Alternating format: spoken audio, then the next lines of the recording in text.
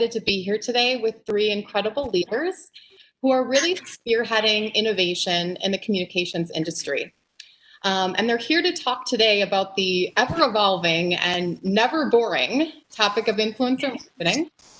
So today we have Bilal Lakhani, Director of Brand Communications for Procter & Gamble Beauty, Matt Fantazier, Senior Brand Manager, Head Marketing, J&J USA Baby, and Rema Vasan, EVP, Chief Innovation Officer of Mar Communications.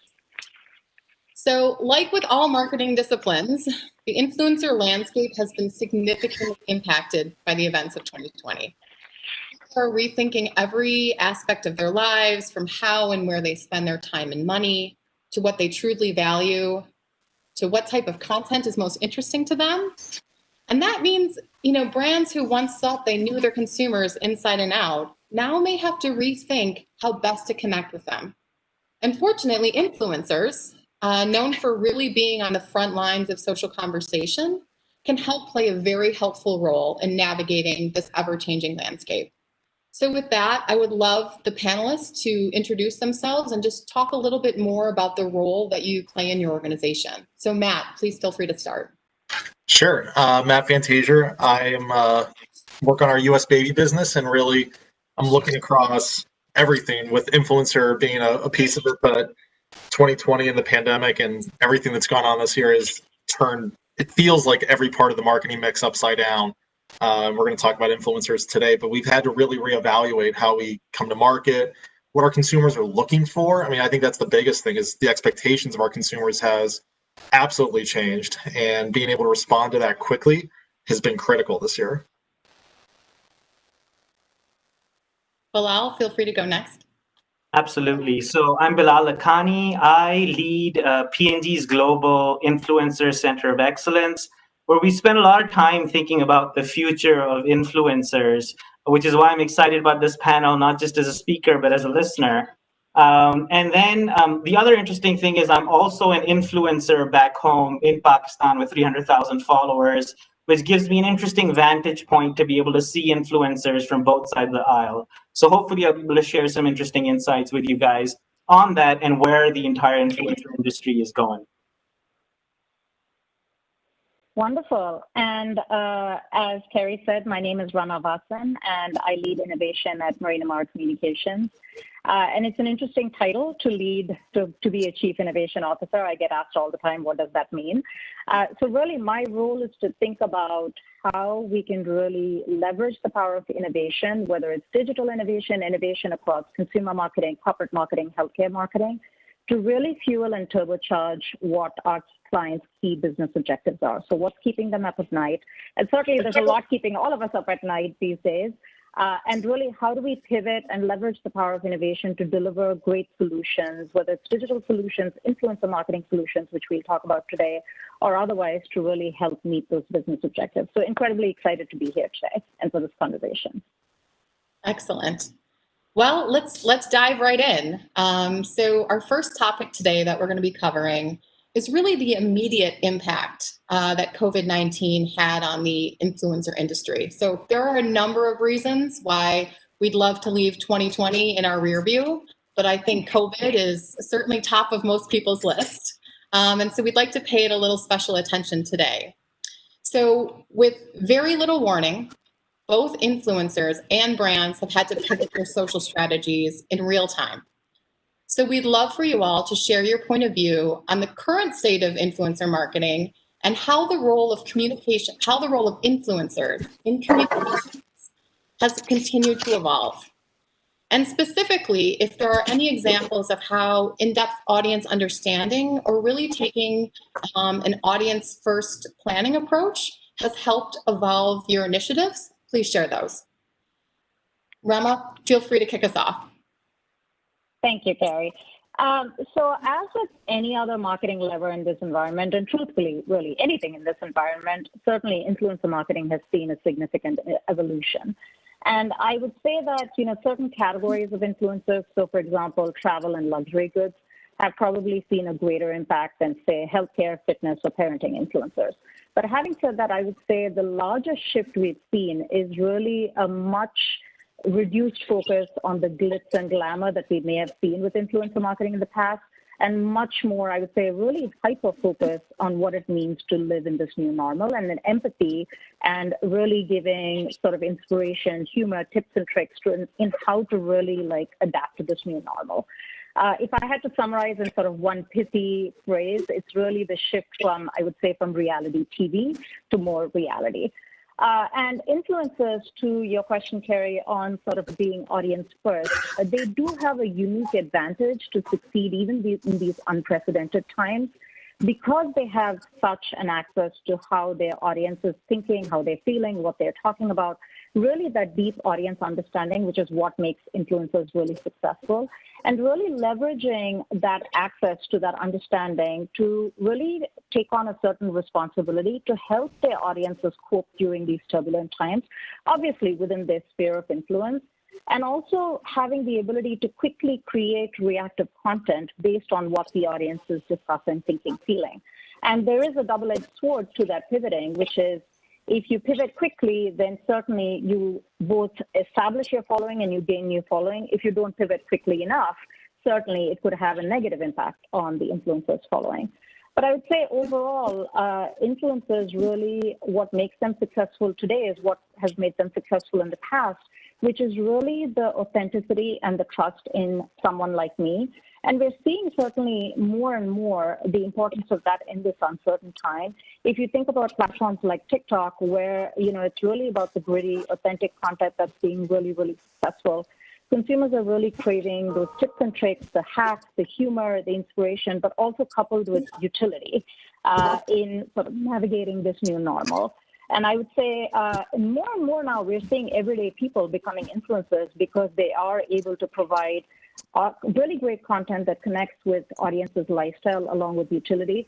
I think a recent example that most people would be familiar with is what Nathan Apodaca did with Ocean Spray and Dreams, that really brilliant, really simple piece of content that had such a delightful impact on viewers. And I think everyone knows the impact for Ocean Spray and for Dreams, which is now #1 on the iTunes chart. So I think really, we're seeing that evolution to reality. Great. Awesome. I can sort of build on that from here. I think what's happening right now is a marriage of convenience between the macro long-term trends that were bubbling in the influencer industry when it came to authenticity, when it came to oversaturation.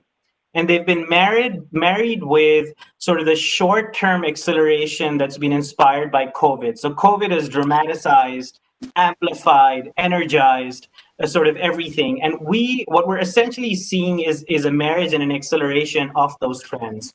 And what's going to happen next, what's going to shake out, if you've sort of followed economists and political economists on what's going to happen in the economy after COVID, they're talking about a K-shaped recovery. I think we're going to see a K-shaped recovery in the influencer marketing industry as well. And what that means is for the haves, for the people who are doing well, they're going to see a V-shaped recovery. They're going to sort of bounce back very quickly. These are the influencers that are creating real value for their audiences. These are the influencers that are creating genuine, meaningful relationships. And then you're going to see a sort of an inverse V-shaped recovery for the bottom half, for the influencers. So practically everybody with a skincare routine is an influencer today. And you're going to see that they're not going to survive.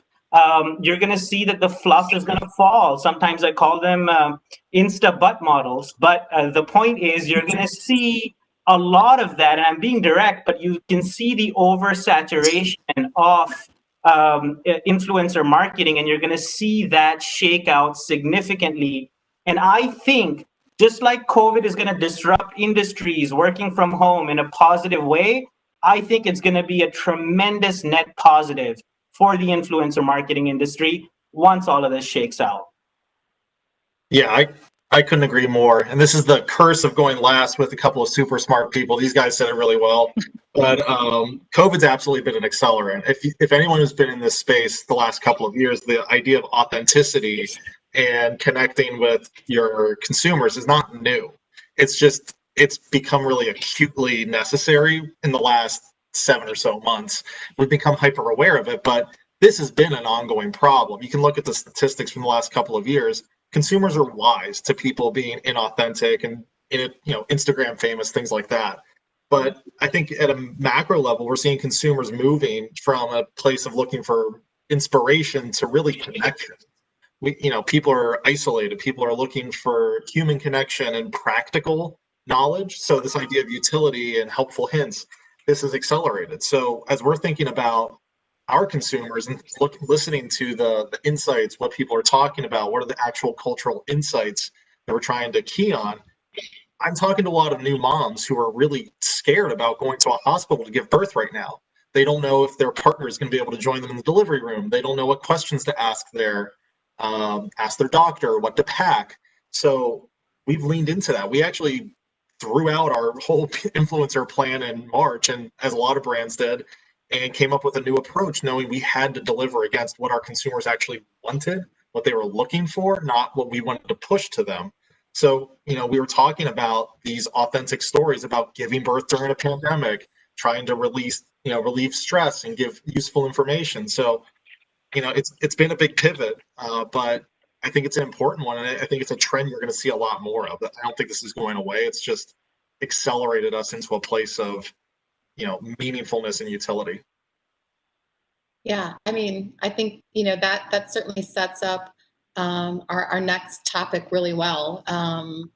We'd love to chat through some of the successes that you have seen this year as a result of leaning into influencers and really being nimble with your approach as well as theirs. So I know that this year has felt like 3 lifetimes for me. And there's like a bunch of old sayings, like necessity is the mother of invention and make lemonade out of lemons. But actually this year they feel abundantly true. So tell us about some of the successes you've had partnering with influencers, whether they're planned or even unexpected. And were there any pivotal topics or insights that you garnered from the influencers or from their audience that you'd love to mention? So Bilal, please feel free to kick off the conversation. Absolutely. So I think our biggest sort of, purpose-driven way of thinking about this was when COVID hit. We said our influencer marketing will be done through the lens of serving, not selling. And that was the prism through which we viewed how do we pivot and how do we create influencer programs that create meaning in the lives of our consumers. And how that translated itself was, for example, on one of the key brands that I lead, Head and Shoulders, we're a brand about confidence. And all you could see these days was ourselves virtually through a video. So the question and what we did through our influencers was a series on how to show up confidently on video. You've got like a very limited palette to play with. How do you show up confidently? Big sort of shout out to my MMK Head and Shoulders team for thinking of that on the fly, for bringing it to life quickly, thoughtfully, meaningfully, and for influencers to enjoy that process as well, to say, how do you show up for a job interview? How do you show up for a first date when it's virtual? And I think that part was fascinating. And the reason why it resonated is because it was authentic. It was real. Like, people wanted to know. It was a real challenge. Another example, which was interesting, is, we were about to have a pop-up experience, a supreme sort of sanctuary event for our top of the line Head and Shoulders collection. And we could no longer sort of have a physical supreme sanctuary. So we created a virtual sound bath experience with influencers. And similarly, we've seen success with our Head and Shoulders stylists creating content for, styles at home and sort of how to show up well virtually, to sort of a 72-hour challenge video series, which says, what are new skills that you could learn at home in 72 hours? So I think the nimbleness has been sort of weaved into our DNA and into thinking about how we can serve, not sell our consumers through the influencer programs that we bring to life in these crazy times. Yeah, I mean, for us, it's I'll give you a stat that actually is pretty shocking. So we found, in general, having a kid can be stressful, right? I mean, I don't know how many people are parents out there, but there's a lot of stress involved with that process. But we found that during the pandemic, moms reported 76% of them that their daily level of stress and anxiety has actually increased. So it's alarming. It's a huge problem. And inherently, I feel like we kind of knew that. But once we were really thinking about this and hearing what's going on and some of the stories that were coming out of, this person wasn't allowed to have their partner or their husband in the hospital, or they were getting tested. Are they going to be allowed to go into a hospital because they were full? All these sorts of things. We had to turn it on its head. And what we did was we really thought about what are the kind of unique and real stories that we could tell. What are the things that we could be talking about that are top of mind for new mom, expecting mom right now, and the people who care about them. And on a broader level, we created a resource center for expecting moms with information like this. What do you pack for the hospital? Interviews with doctors and people who had recently given birth, just to really reduce the anxiety level, just to kind of shine a light on what's going on, what to expect, all of that. And the way we leaned into the influencers there was to really have them share their birth stories. What was it like for them? Because it is really localized. There's a range of experiences people felt, depending on what part of the country you're in or what hospital. And it was important to be able to share those stories and then be able to share a resource saying, hey, this is what it was like for me. I have this beautiful baby now and I'm so excited. And here's a bunch of the questions and more resources so you can be fully prepared to enjoy this, what should be exciting and beautiful moment in your life, and hopefully address some of the stress that they're feeling. But we had a really great response to that. People were interested in that. Going to our center, we had huge response in terms of people finding it useful. And it was a little bit of a different way to promote it, because traditional advertising saying, hey, come find this guide from Johnson's may not land the same way as new mom just home from the hospital saying, this is real, this can be scary, but here is something that can be really helpful. It was a really different way in, and a big part of our plans to bring that to our consumers, to moms all around the country. Yeah, and I think to build on what both Bilal and Matt said, I think what you're already seeing here is the trends around really a return to authenticity, showcasing value and sort of a connection to what people are going through in today's world, especially in an era of fake news, like really separating fact from fiction and really being empathetic to the situation that the influencers' audiences are going through, and developing content and activations that are really, and utilitarian value that's really meaningful to those audiences, I think is becoming paramount. I'll build with a couple more examples in the work that we've done in partnership with P&G for Venus. Venus as a brand is very much about water. It's very tied to water as one of its core sort of brand values. And as part of brand immersion to Venus, we were planning to, pre-pandemic, take influencers to Hawaii to really have a brand immersion session and also have an opportunity to meet the brand partner, which is the Olympic surfer Carissa Moore. Needless to say, the trip to Hawaii didn't happen. The Olympics didn't happen this year. And so really what we did was pivoted to really understand what are our audience's key needs, really taking that audience first lens. And what we understood through a lot of listening was that the audience was still craving escapism. A lot of our audience was putting up, throwback pictures to past vacations or using beachy destinations as their screenshots. So what we did was really pivot to bring that Hawaiian workout experience home.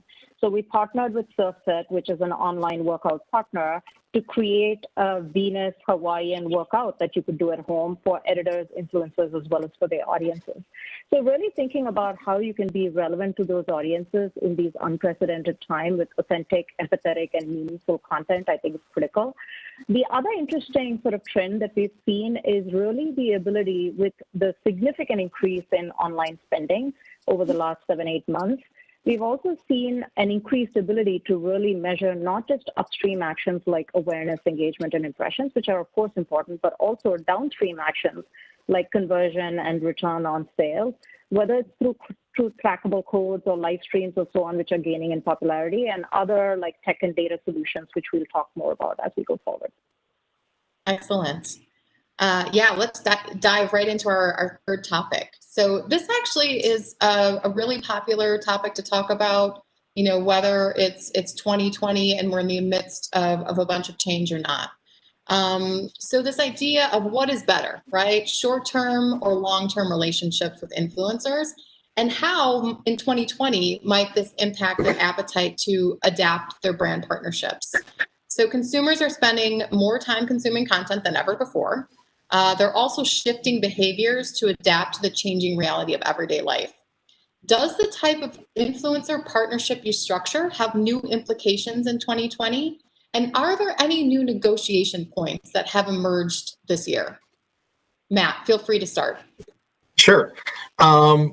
I think anytime you can go long term, it's probably better. I always think that it's really difficult to create equity in a transactional sort of format. So the one-offs, the kind of fly-by-night partnerships, hard to do. I think it can be tactically helpful if it's more of a down funnel sort of objective, if it's more conversion focused. But if you're really thinking about equity and how you're building some of this conversation and community, ideally it's long term, and for a couple of reasons. One, you don't have to jam everything into one post or one video, which just stinks of inauthenticity. But also it gives you an opportunity to really evolve with that person. So topics change over time, and an ability to really pivot what we talk about. We're working with HCPs right now, actually, to part of our insights, knowing that consumers are looking for credible sources. They're looking for science right now. So we're working with doctors and nurses and people like that. And they're talking about things like our ingredients, but they're also able to talk about their birth experience if they're a new parent, and talk about mindfulness, as we've done some work in this space as well to address mental health issues for expecting and new parents. So as the world changes, we can kind of change with it as we have this ongoing relationship. We don't have to rebrief new people, revet and find great ambassadors. If we can find a set of great brand ambassadors for us who truly embody our brand values and are passionate about our products, it's a whole lot easier to be nimble and to change, because the world's changing for them too. It's not just for us. Everyone's feeling this. So I think it just creates a much better environment, a much better situation. In terms of new requirements, I think we'll talk about this in a bit too, but ability to shoot creative for us too. This is kind of a new thing coming up, but using our influencers as true creative partners, because we can't go out to do production shoots like we used to. So we're more reliant on them for content creation. So I think that's one of the more kind of elevated things we've been looking at, is their ability and kind of talent for creation and creative, be it video, imagery, whatever the case may be. Great. Yeah, and building off of what Matt said, I think what I do think generally long-term is better, but of course it depends on the objective. And I think we do occasionally see brands establish sort of initiative-based deals and then express disappointment when it doesn't necessarily pay off in the long term. So if you think about the long term, I think where influencer marketing can really pay dividends is in, as Matt said, the ability for influencers to really inform based on that deep audience insights that we talked about earlier, communication, and really how to really pivot with the audience needs. Also thinking about social platforms, like influencers inherently are experts on different social platforms, and really being able to pivot as those platforms evolve and new ones come along.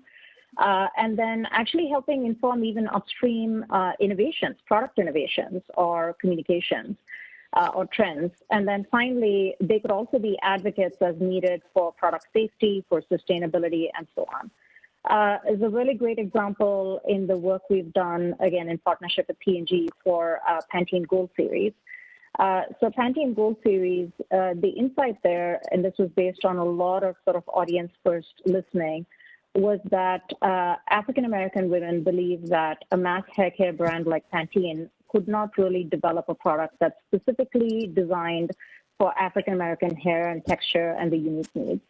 And so the crux of that insight was that we couldn't just tell them, we had to show them. So what we did was really identified a core team of long-term influencers who had those unique hair texture and needs, and then partnered them with real Pantene Gold Series scientists, the people who really developed the product, took them behind the scenes to really establish the science behind the product, why it was designed for that unique hair texture and the unique needs. And that really resulted in really brilliant content that brought to life the why Pantene Gold Series was so uniquely suited for the needs of this audience, and also resulted, of course, in great business impact. So really how an audience-first approach with a long-term partnership with influencers can really yield good business impact. Yep. And the way that I see sort of this question of short-term relationships versus long-term relationships is to think about it like dating or finding a therapist. You want to build relationships with the intention of finding the right one. And the reason for that is because, like I explained earlier, the delta between winners and losers is increasing. So you want to pick winners, but you can't do that unless you test, unless you take a Moneyball approach. But at the same time, you've got to be intelligent and be able to sift through the winners versus the losers. And if it's not working out, if you don't see long-term potential, then you sort of cut your losses quickly and continue to sort of move on in a positive framework. So I think that's how I think when it comes to short-term versus long-term. When it comes to what sort of new things we've sort of thought about from an influencer point of view, I think the biggest thing is just listening to them. I think this has been such a dramatic year of change and an influx of or overwhelmingness of stimuli that I think the best thing to do is just be like, you tell us, how are you feeling? How are you thinking? And sort of allowing them to become voices for our consumers to help shape our strategy and our thinking in terms of what we want to put out there in the world. And I think that has been very powerful throughout everything that's happened, how COVID has disrupted lives, how political movements have disrupted lives. I think it's been very, very important to just listen to our influencers and what they have to say. Yeah, I think they're just such incredible sources of insight because they're just so close to their audience. So now we're going to dive into kind of our fourth and final preset topic before the Q&A. And so we've got such tremendous industry leaders here. So we would love to really hear, how are you leading either an influencer revolution or evolution within your organization and really future-proofing your approach? So we are clearly in a state of rapid change, with potentially a recession on the horizon. You've all indicated your approach is essentially to be in a constant state of beta. So never get too comfortable, never settling for the status quo, and are therefore really paving the way within your own organizations, but potentially for other brands to see significant results from influencer marketing. So in this increasingly complicated and crowded space, how do brands and agencies find the right influencers, continue to push the envelope on that, and continue to push the envelope on measuring performance? So Bilal, feel free to kick us off here. Absolutely. So I think to understand the future, you need to understand the past. And the truth is that influence and influencers are as old as the human civilization. So Plato, Darwin, Einstein, they were all influencers who fundamentally changed the course of human history. Now you're going to ask me, why would you put Kim Kardashian on the same platform as a Darwin or a Plato? And the truth is that influencers are still the same. And they're simply a mirror to society. What has changed is society. What has changed are consumers and the audience and how they want to consume influence facilitated by technology. So if you want to know and if you want to lead a revolution or an evolution inside your own organization, when it comes to influencer marketing, all you need to look at is the audience. All you need to understand is where are consumers going, and they are the leading indicator, not the lagging indicator, of where influencer marketing will transform into. And if you look at those sort of trends at a broad beat, it's authenticity, it's value, it's genuine, meaningful relationships, in an era of fake news, in an era of being unsure of what's right, what's real, what's not, you've got to look at what the audience is craving, and that will determine the future of where influencer marketing is going. Fantastic. Matt, Yeah, from you.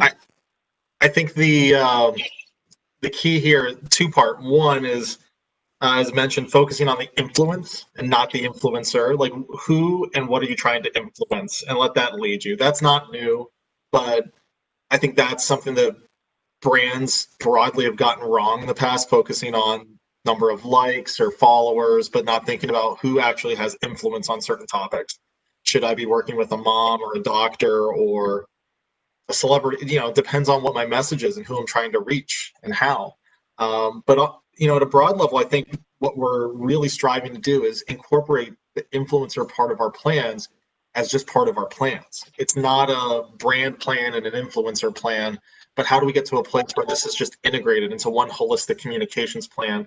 And influencers play a role in that because they have a special line of communication to our consumers that is different than brands do.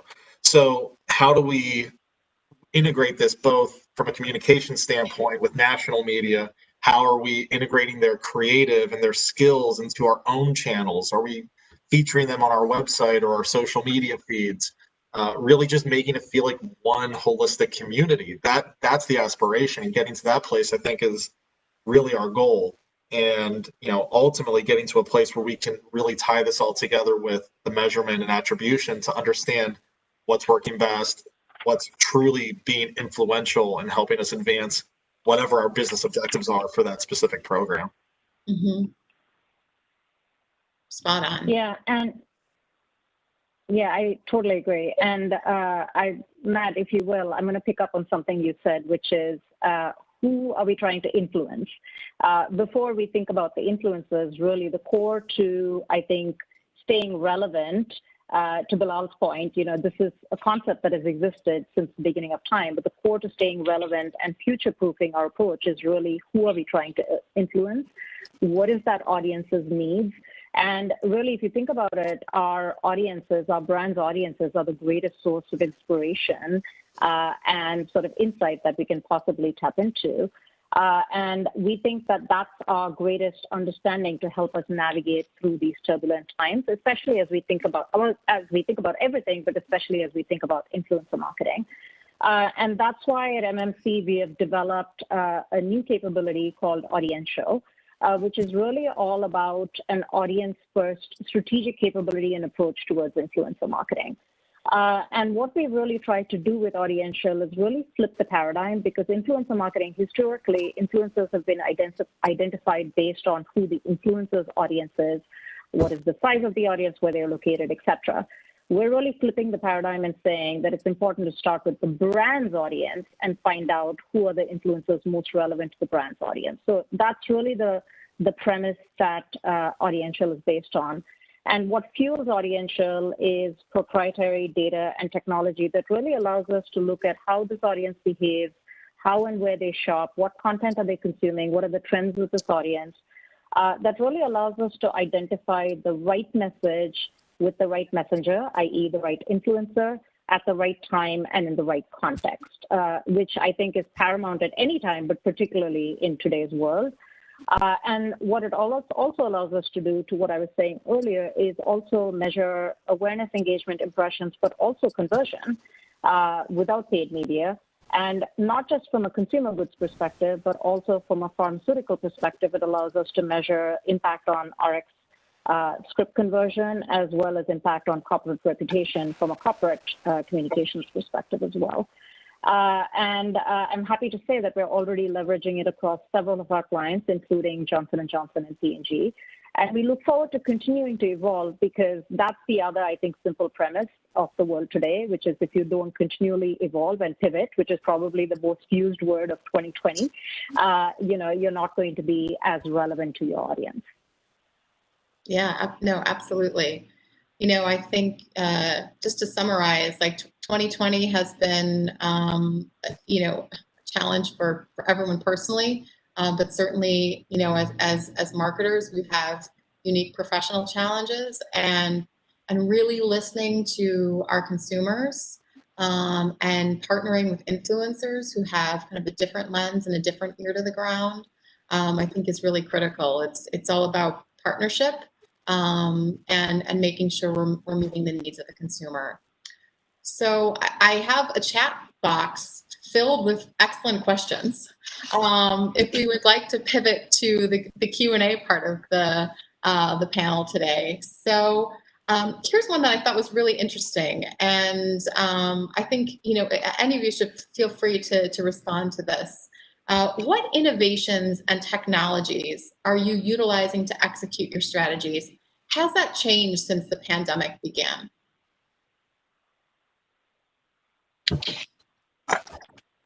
I mean, I would say broadly, this is again accelerated. Everything shifted online, so we're thinking about how do we reduce friction in the overall consumer journey. So how are we making things easier for consumers? So be it enhancing the shoppability, making things easier. How are we linking to experiences together? Because people are just expecting things to be easier, and this isn't necessarily 100% an influencer type of discussion, I don't think, but I think it's related, because if we're creating an experience in the marketplace for consumers to interact with, we have to be mindful of what their expectations are, and increasingly it's for ease, it's for simplicity, and if they want to buy our product, we need to make it as simple as possible. So I mean, that's been one of the top things we've been thinking about, is really enhancing shoppability of any content we put into the ecosystem. So that's been a consideration across everything. But that's probably the most relevant one, I would say. Yeah, and I could build on that and say that, I talked about sort of the data and tech that really fuels the audience understanding. The other thing that we've also been really focused on is cultural understanding, because we're at a time of such cultural change. So you're really using the power of technology to stay on the pulse of culture and being able to sort of, best we can, predict where that culture is headed, so that we can marry the audience understanding with the cultural understanding to create that really relevant content that resonates with our audiences, and then translates into the conversion and shoppability that Matt was talking about. Yeah, and very quickly to sort of agree with these guys, I think the most powerful and underutilized technology is the human ear. I think the biggest thing that I realized this year is the over-reliance of our industry on technology and innovation versus good old listening. And I think we've got to go back to sort of doing that versus the new shiny sort of technological innovation. Yeah, absolutely. I think listening has always been an underrated skill, but certainly one of the most powerful. So the next question, I think, is really interesting in terms of partnering with influencers and how that aligns with kind of corporate values. So the question is, when it comes to communicating with your consumers, how do you think about brand purpose, and how does that impact your approach to marketing? Matt, feel free to. It's hard to read the room here. I know, I'll kick you off. Yeah. Sure. I mean, purpose is huge for us. I mean, we're a purpose-driven organization, really, with health and the health of humanity at the center. And as we zoom into baby, our purpose is to help every baby get the healthiest start to life. So we're guided by that. And I think that, honestly, I mean, we had the verbatim discussion back in March around, we have to pivot and help our consumers because of our purpose, of our mission. And it became a no-brainer in some ways that we're doing the types of programs we're doing, that we're trying to be helpful and choosing influencers that are espousing the same values and want to help their neighbor to be, get through a very challenging, historically challenging time. So purpose is really at the center of what we do, and is something I'm very passionate about. Our whole team is very passionate about, and it really, I think it's just been elevated this year as consumers are looking for that purpose. We have that purpose. It's sort of been a confluence of situations where it's easy in a way to lean into it because it's the right thing to do and it makes sense, but it's really what people are looking for. They're looking for brands to take a stand, to be helpful, to be a positive force in a really negative environment right now. And our ability to help consumers in any way was really it was a obligation more than it was a strategy. We were guided by that purpose. So given the ability to do so, we did. And I'm really proud of what we were able to accomplish. Yeah, and I think just to build on that, I think there's a saying which says, tough times don't build character; they merely reveal character. And I think for a company like P&G, which has purpose woven into our DNA, I think that like a moment like this, a year like 2020, really reveals how much purpose is at the heart of everything that we do. So I think when COVID started, almost every agency, every marketeer had either a COVID brief or a COVID idea, and to have the wherewithal to say that's not what we're going to do. We're going to serve. We're not going to sell. We're first going to create value for our people, for our consumers. I think that part was really important. And then sort of navigating through situations, seeing what the political reality is. An influencer doesn't feel like creating content in a particular week and saying, that's okay. You take your time. You don't post. And having purpose at your core enables you to operate with that freedom to do what is right for everybody. And I think that's really been the magic of 2020 when it comes to bringing our purpose to life. And I'll just build on that and summarize by saying I think being purpose-driven was critical even pre-2020. And I think, like really putting purpose at the heart of everything that we do on behalf of our clients has become so incredibly important, and influencer marketing is certainly no exception to that. And I'll give the example of the work that we did for Band-Aid Red for J&J, where the core to Band-Aid, the core value is really around healing. And if you think about it, it's a fairly utilitarian product. It's a Band-Aid, but for the partnership and for the launch of Band-Aid Red, really what we did was think about that core purpose and value around healing and tied it to the launch of Red by identifying influencers who shared real personal and impactful stories around HIV/AIDS and how it had impacted them, and really thinking through the lens of the content that the influencers created, from micro-influencers all the way to Laverne Cox, who was the overall brand spokesperson. I think it's a great example of doing well by doing good, which I think is just core to what I think every brand's value should be these days. Yeah, absolutely. So I think we have time for one more question. And this one talks a little bit about kind of the noise-filled and the crowded influencer space. So the influencer space has seemingly become immensely crowded and really packed with noise. What challenges does this present? And how do you foresee micro-influencers being more heavily incorporated in the future as a result? I think Rema, feel free to chime in again. I know that it does a lot of work with multi-tiers. Yeah, I think, yes, the influencer space has become immensely crowded and packed, but I want to go back to what Bilal said earlier, which is I think we're going to shake out with the influencers, regardless of tier, that are going to be successful are the ones that are most relevant and resonant and not tone deaf to what their audience needs are. So that I think is true regardless of tier. I do think micro-influencers, they will continue to rise in popularity. And that's because what's happened with everything that's happened over the last 8-9 months is that there's an opportunity for everyday people to become micro or even macro influencers by creating that content that's really empathetic and relevant to what today's needs are.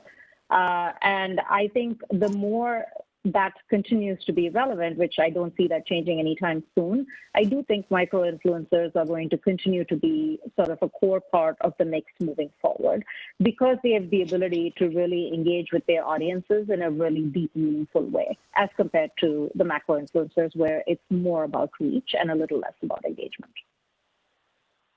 Yeah, and I would say that's not unique to influencers. I mean, today consumers are getting more messages than ever before in human history. They are bombarded with messages on Facebook, on television, everywhere, on tops of taxi cabs. I mean, it's everywhere.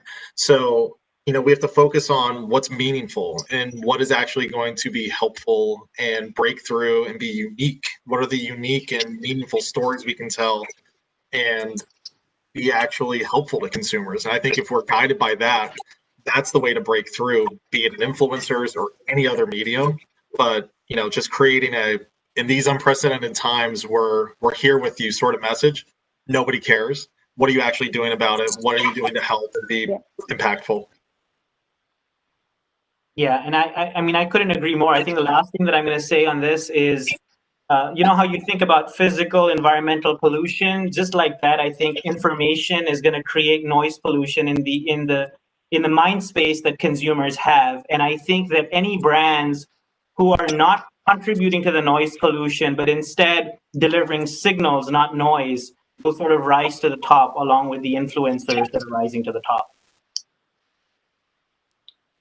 Excellent. Well, I've truly enjoyed this. I think you guys are absolutely experts in everything that we've chatted about today and really leading the way. So thank you so much for your time.